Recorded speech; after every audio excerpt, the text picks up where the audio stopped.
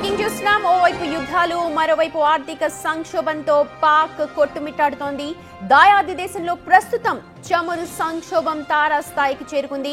పాక్ రాజధాని ఇస్లామాబాద్ లో పెట్రోల్ పంపులను 48 గంటల పాటు మూసివేయాలని అక్కడి అధికారిక వర్గాలు ఆదేశాలిచ్చున్నాయి.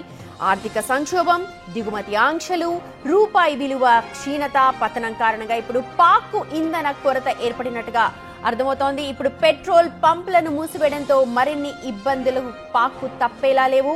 ఇటు రవాణా, రోజువారీ కార్యకలాపాలపై ఇది చాలా తీవ్ర ప్రభావం పడే అవకాశం ఉంది. రైట్, చూడొచ్చు మనం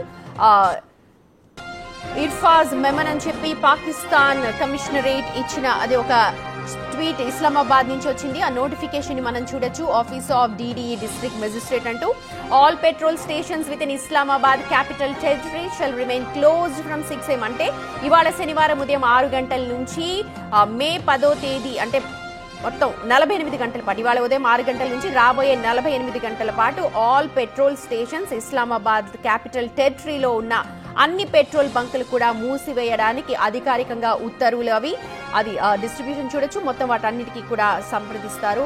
మొత్తం ఇస్లామాబాద్ నుంచి వచ్చిన ఒక నోటిఫికేషన్. దీంతో ఇప్పుడు అక్కడ ఇంకా ఇబ్బందులు తప్పేలా కనిపించట్లేదు. ఎందుకంటే ఇది ఖచ్చితంగా సామాన్యులపై ప్రభావం చూపుతుంది. ఆ పెట్రోల్ ని అదైతే మొత్తం ఆర్మీకి కూడా తరలించే అవకాశాలు కనిపిస్తూ ఉన్నాయి. ఆర్మీ వాహనాలకు ప్రస్తుతం నార్మల్ పీపుల్ వాడుతున్న పెట్రోల్ అంతటిని కూడా పెట్రోల్, డీజిల్ ని ఆర్మీ వెహికల్స్ కి వాడడానికి తరలిస్తూ ఉంటారు. ఈ నేపథ్యంలోనే ఇక్కడ 48 hours పెట్రోల్ బంక్లని క్లోజ్ చేశారు.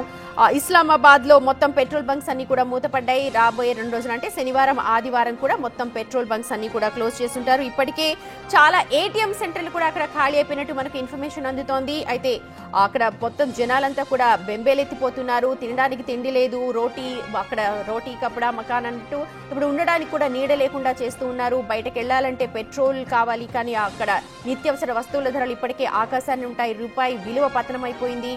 బయట పక్క యుద్ధం జరుగుతోంది. ప్రస్తుతానికి భారతదేశం సంయమనంతో ఉంది కాబట్టి వాళ్ళ సివిలియన్స్ మీద అయితే టార్గెట్ చేయట్లేదు. కానీ ఒకవేళ నిజంగా కనుక అలాంటి సిచ్యువేషన్ ఉంటే ఇంకా ఘోరమైన పరిస్థితిలో పాకిస్తాన్ నుండి అవకాశాలు కనిపిస్తూ ఉన్నాయి. మరి ప్రస్తుతం అయితే ఏటీఎంస్ అన్ని కూడా ఖాళీ అయిపోయాయి అని చెప్పి ఇన్ఫర్మేషన్ ఉంది. ప్రస్తుతం పెట్రోల్ బంకుల్ని కూడా మూసివేస్తూ ఉన్నారు. ఈ పెట్రోల్ అంతా కూడా ఆర్మీ వాడే ట్యాంక్స్ కి యూజ్ చేయడానికంటూ ఇలాంటి డెసిషన్స్ తీసుకుంటూ ఉంటుంది ఎమర్జెన్సీ సిచ్యువేషన్స్ లో ఆర్మీ.